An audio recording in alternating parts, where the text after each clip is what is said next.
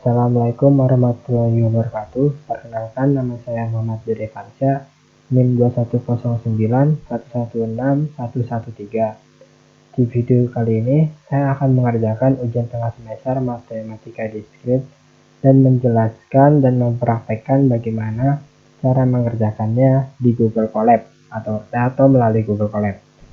Baik, kita langsung saja masuk ke soal nomor 1.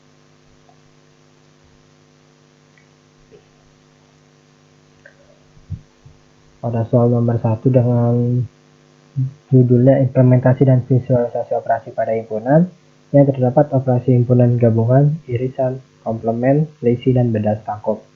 Sebelumnya sudah ada codingan atau inputan hasil pemrograman.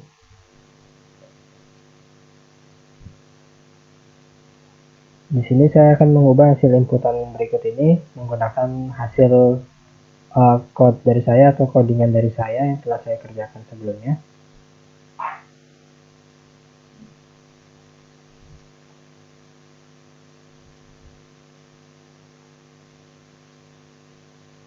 Kita hapus saja.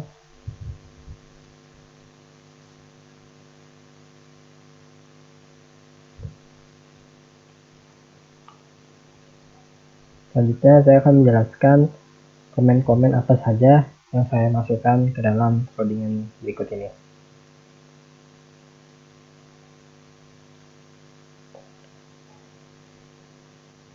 Pertama, saya sudah tahu masukkan nama dan programnya yang akan kita kerjakan.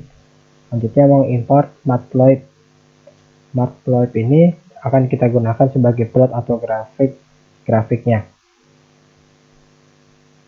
Dan masukkan matplotlib fan-nya untuk membuat diagram fan-nya.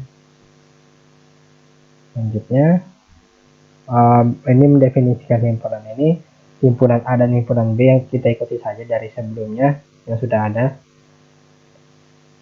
Tapi nanti kita akan membuat hasil pemrograman ini menjadi input manual dari pengguna.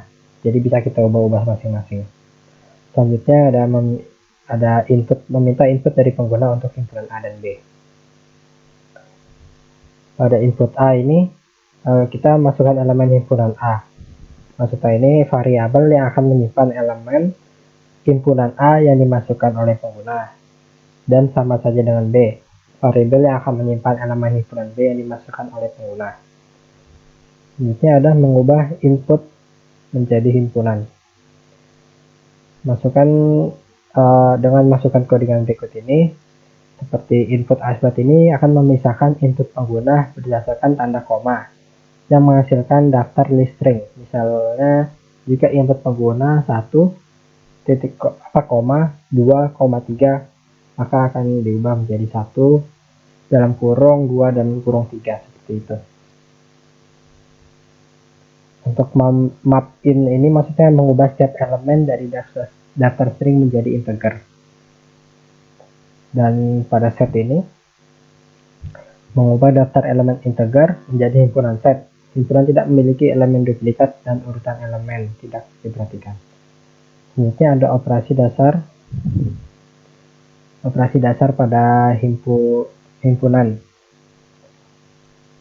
Operasi dasar pada himpunan ini ada gabungan A dan A gabungan B, yaitu himpunan yang ada di A atau himpunan B, tanpa menggabungkan himpunan yang ada di himpunan A atau himpunan B tanpa adanya duplikasi. Sedangkan pada irisan B ini menampilkan elemen yang ada di kedua himpunan A dan B. Dan komplement A komplement B ini menampilkan elemen yang ada di himpunan A tetapi tidak ada di himpunan B. Sedangkan komplement B atau B komplement A menampilkan elemen yang ada di himpunan B tetapi tidak ada di himpunan A-nya. Dan beda sangkup ini akan menampilkan elemen yang ada di A atau B tetapi tidak ada di keduanya. Sedangkan untuk selisih A ini hampir sama dengan komplement A.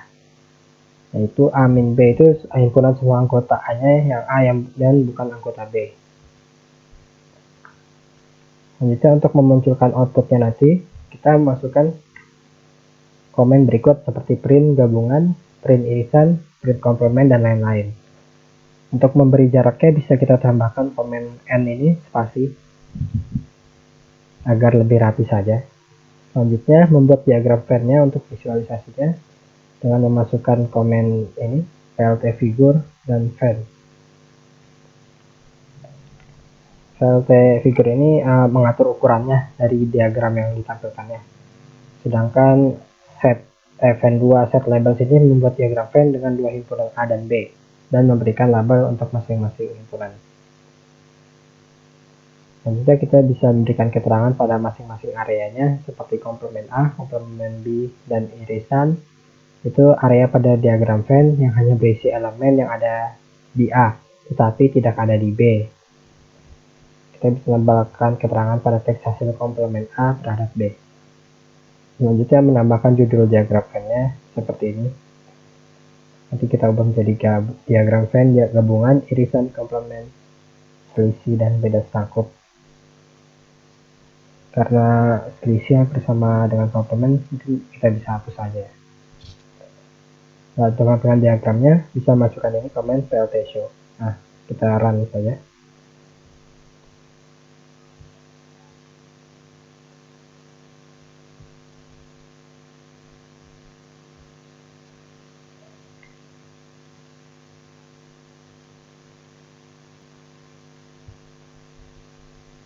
Oh, ini error di ini. Karena tadi kita hapus ya di bawah ya. Kan sama saja ini selisih komplement A ini sama selisih A ini sama saja, kita hapus saja berarti ya. Karena hampir sama saja himpunan semua anggotanya A, bukan yang ada di B. Nah, kita coba run kembali.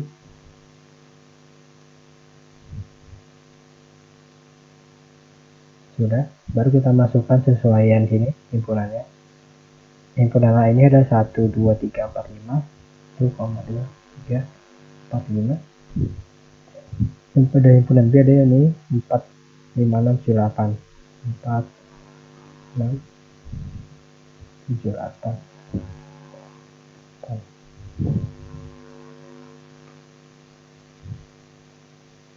Nah, maka akan tampil seperti berikut. Gabungan B ini gabungan dari keseluruhannya, berarti 1, 2, 3, 4, 5, 6, 7, 8. Dan untuk irisan ini irisan dari himpunan A dan B, yaitu 4 dan 5.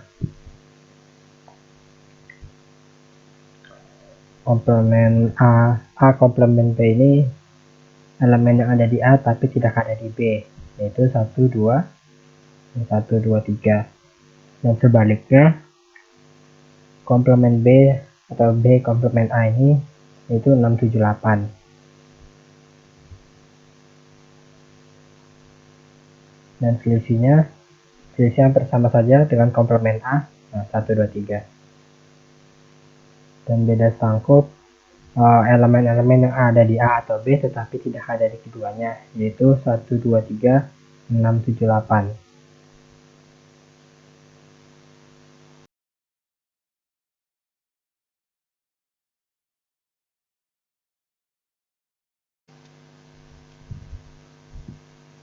Baik, kita lanjut ke soal nomor 2, yaitu pada tabel kebenaran pada logika matematika dengan menggunakan dua proposisi logika P dan Q dengan operator dasar seperti negasi, konjungsi, disjungsi, implikasi, dan biimplikasi.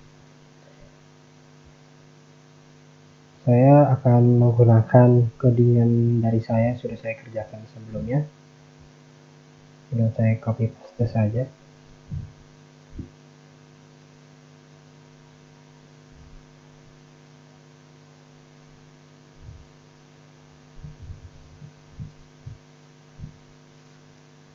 Kita satu video ini.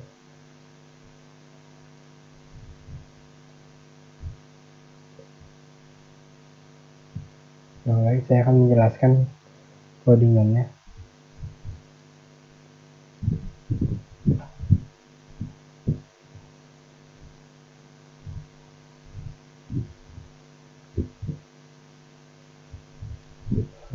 Untuk pertama itu masuk ke fungsi implikasinya atau fungsi def implicit. Untuk menghitung implikasinya ini digunakan untuk menghitung implikasi logika dari dua proposisi P dan Q.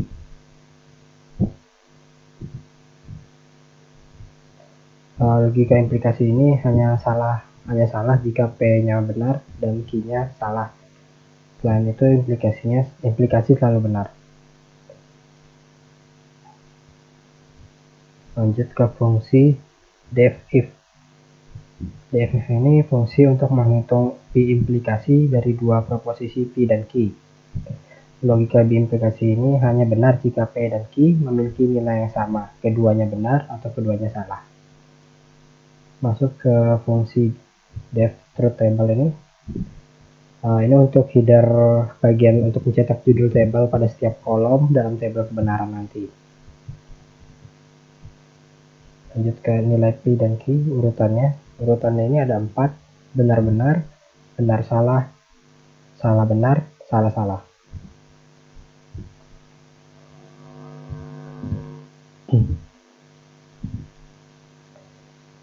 Lanjut, ini ada fungsi loop untuk menghasilkan nilai logikanya. For PQ ini nilai PQ-nya. Selanjutnya ada untuk menghitung operator logikanya setiap kombinasinya nanti. Ada AND, OR, NOT, implikasi, biimplikasi.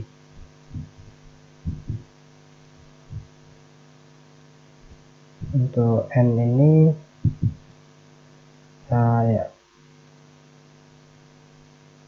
lanjut ada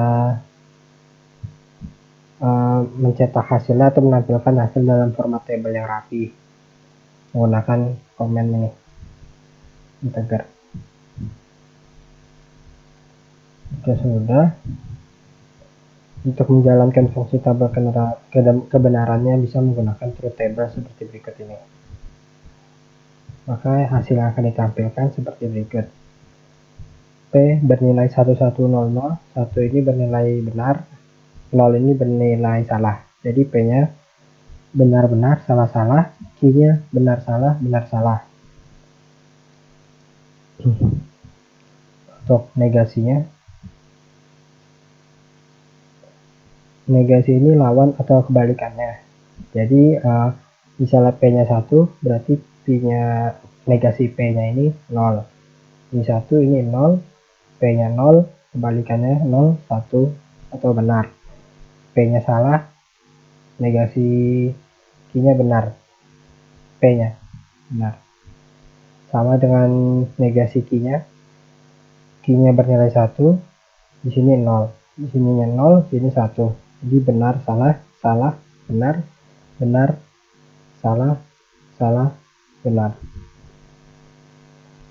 Lanjut. Ada konjungsi.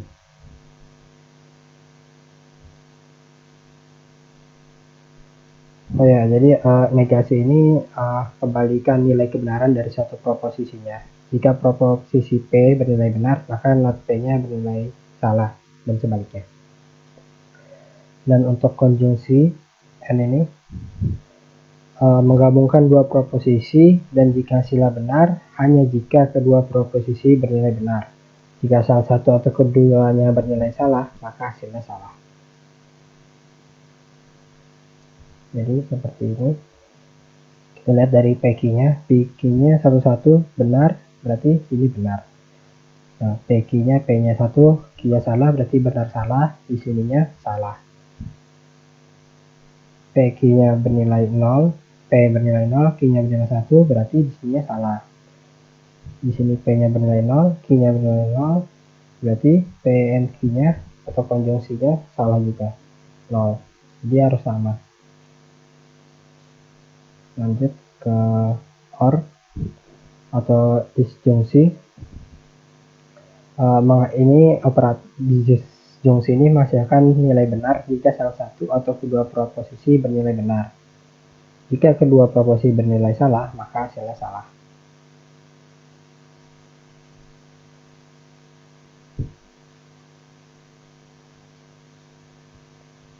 Kita lihat dari disjungsi, P-nya bernilai 1, Q-nya bernilai 1, maka benar. Untuk disjungsi ini misalnya nilai 1 dan 1 ini sisanya benar semua, kecuali misalnya nilai P-nya 0 atau S, Q-nya bernilai 0, maka hasilnya 0 juga. Sisanya benar semua. Itu untuk disjungsi.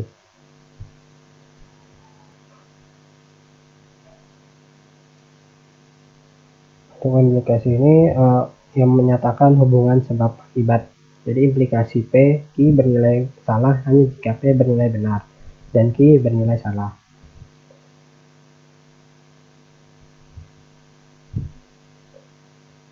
Contohnya seperti ini. P implikasi dari Q-nya. P ini bernilai 1 atau benar, Q-nya bernilai Q1 atau benar. Jadi benar. P-nya bernilai 1, Q-nya bernilai 0, maka hasilnya salah. Dan sisanya benar semua. Jadi misalnya nilainya benar, di sini benar, ini salah, nilai salah, dan sisanya benar semua. Itu untuk implikasi. Singkatnya seperti itu.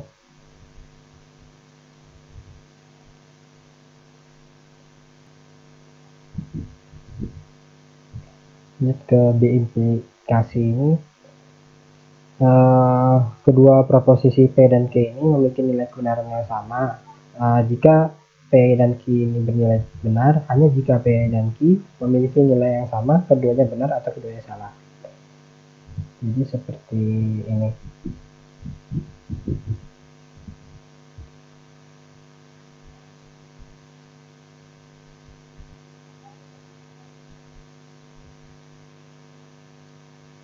Nah, untuk P bernilai 1, Q bernilai 1, hasilnya benar. Singkatnya, jika nilai P dan Q bernilai sama, maka hasilnya benar.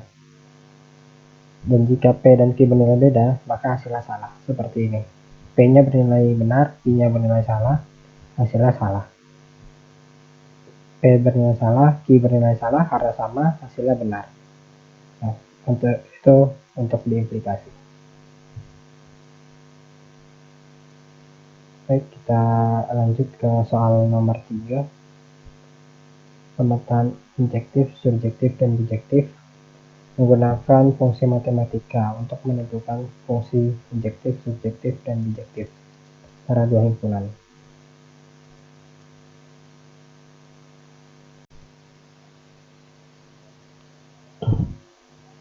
Baik, lanjut. Di sini saya akan merubah koordinat yang ada menggunakan koordinat saya.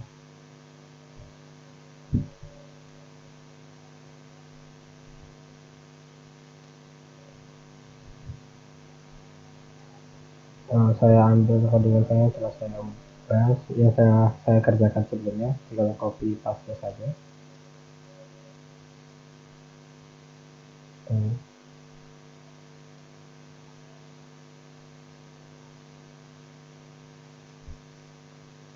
Oke, saya akan jelaskan apa saja yang dikerjakan berdasarkan hasil pemrograman codingan ini.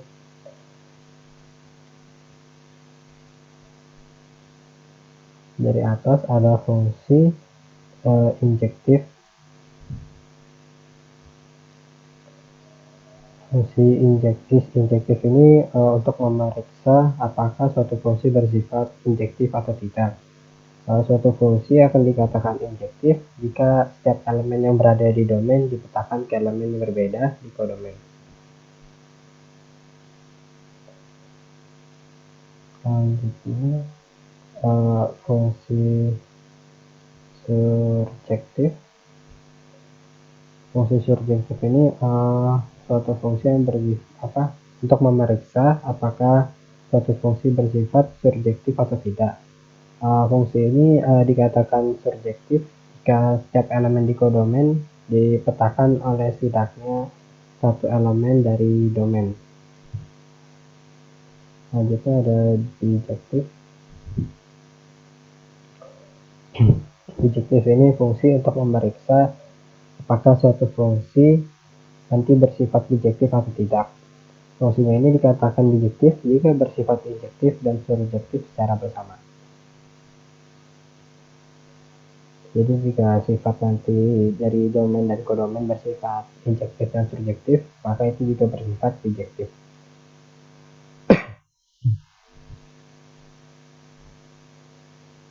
Selanjutnya, sini saya menambahkan codingan input dari pengguna. Jadi kita bisa masukkan elemen domain dan kodomain sendiri secara manual.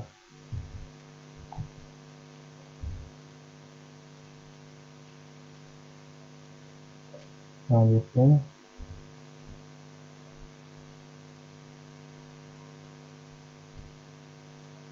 ada ini mengonversi input menjadi himpunan domain set dan codomain set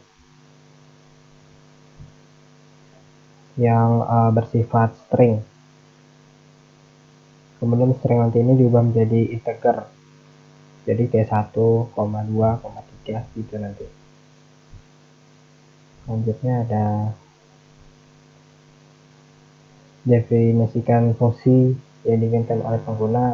Di sini saya membuat fungsi pilihan. Ada fungsi kuadrat, linear, dan eksponensial. Jadi kita nanti bisa milih fungsi mana yang mau kita gunakan untuk mengerjakan domain dan kodomainnya.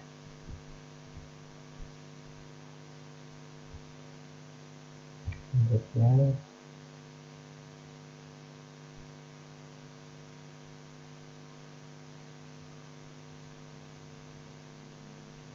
kalau ini buat memperjelas saja bagian konteks tentang apa yang sedang dihitung.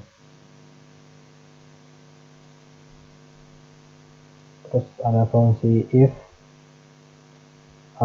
dari injektif, surjektif, dan bijektif. Untuk memeriksa apakah program is injektif ini fungsi yang dipilih injektif dan akan nanti mencetak hasilnya. Sama saja dengan yang surjektif dan bijektif, program untuk memanggil fungsi is surjektif untuk memeriksa apakah fungsi yang dipilih surjektif dan nanti akan menampilkan hasilnya.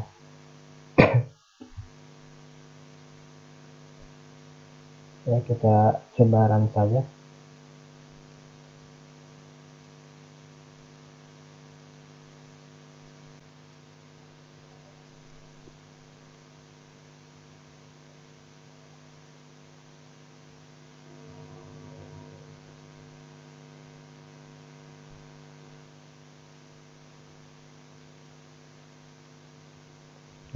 Fungsi yang telah saya buat tadi ini akan muncul sini. Itu ada fungsi kuadrat, linear, dan eksponensial. Jadi kita coba saja menggunakan fungsi linear. Akan menampilkan hasilnya dari domain 1, 2, 3 dan kodomain 3, 5, 7. Fungsinya ini bersifat injektif, surjektif, dan bijektif. Kita coba lagi.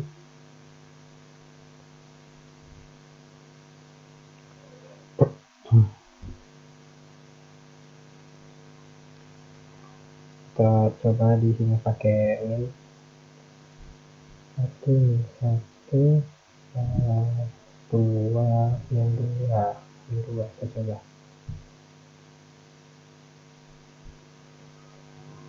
Baru di sini 1, 4 aja. Kita coba di sini menggunakan fungsi kuadrat. Nah, maka menampilkan dari domain dan kodomain tadi, fungsi ini tidak bersifat injektif, tapi bersifat surjektif, dan tentu saja enggak bersifat bijektif, karena enggak bersifat surjektif. Mungkin itu saja dari saya tentang bagaimana cara mengerjakan dan menjalankan program